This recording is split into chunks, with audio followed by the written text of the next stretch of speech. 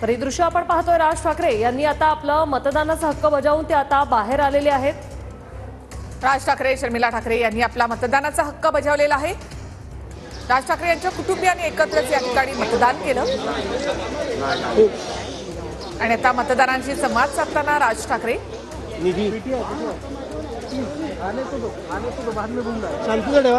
तुला माहित नाही अजून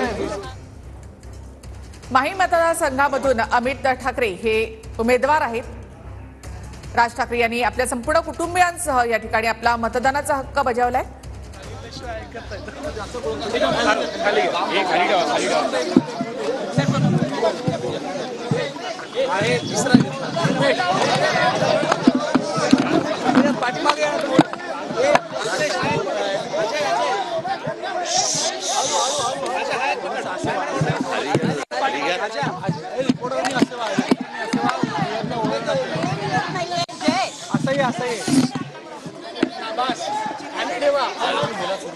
खाली करा ना जरा, तुमचे काय तोंडावर काय ठेवताय?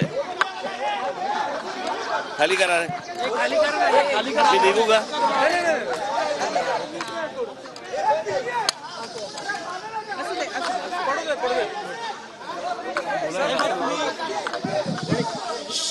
शांत रहा रे।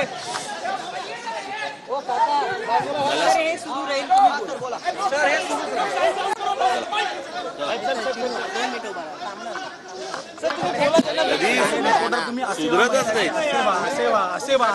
तुम्ही बाजूला वाला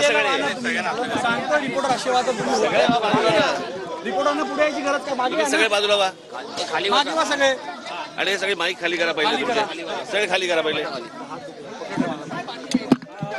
खाली करा माईक, सगळे खाली करा, सगळे खाली करा, सगळे खाली करा, खाली करा आणि आशेवा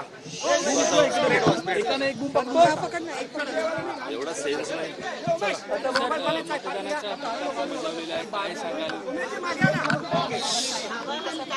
काय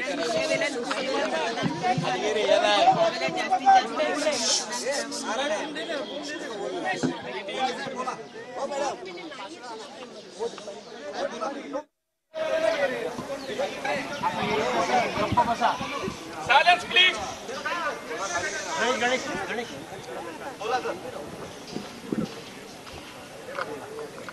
लोकसभेला मतदान कमी झालं होतं, त्यामुळे यावेळेला जास्तीत जास्त लोकांनी मतदान करावं म्हणून तुम्ही काय आवाहन करायला?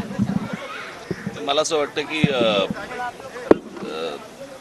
जेवढं मतदान कमी होईल तेवढं त्यांच्या पदरी काय पडेल हे गेल्या 5 वर्षात पाहिलं। मला असं वाटतं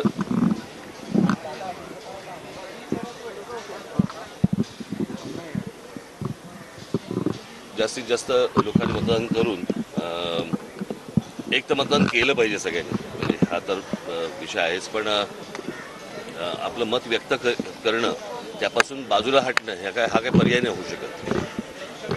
मागे साहेब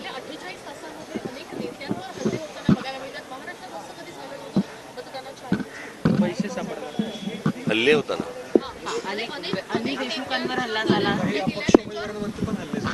तुम्हाला आठवत असेल तर माझ्या गुढीपाडव्याच्या सभेमध्ये मी असं म्हटलं होतं तेव्हा की जे तुम्ही आजपर्यंत पाहिलं नाही अशा गोष्टी तुम्हाला या निवडणुकीमध्ये बघायला मिळतील, कळलं का? आणि ते बघायला मिळत आहे। साहेब, आपण अभित इथे उभा आहे, महाराष्ट्रात आपले अनेक उमेदवार उभे आहेत, आपण नेहमी म्हणताय की यावेळेस सत्तेत मनसे असेल, कसं परफॉर्मन्स पाहताय? झालं ना, आता सगळ्या निवडणुका झाल्या, आता मतदान झालं।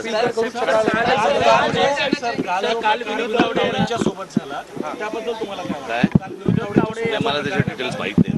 मला भावनिक क्षण होता का अमितजींसाठी आज तुम्ही मतदान केलं, पहिल्यांदा कुटुंबातल्या व्यक्तीसाठी मतदान करत होता? निश्चितच वेगळा दिवस होता तुमच्या? माझं मी खूप वेळा मतदान केलंय,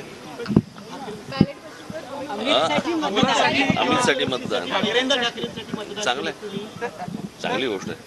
वरळीत मनसेचं पत्र व्हायरल होत आहे, शिंदे पाठिंबा मला नाही माहिती नाही, तुम्ही कुठेतरी सकाळून काहीतरी बातम्या काढताना आम्हाला प्रश्न विचारता, माहित नाही मला। चला, शुभेच्छा।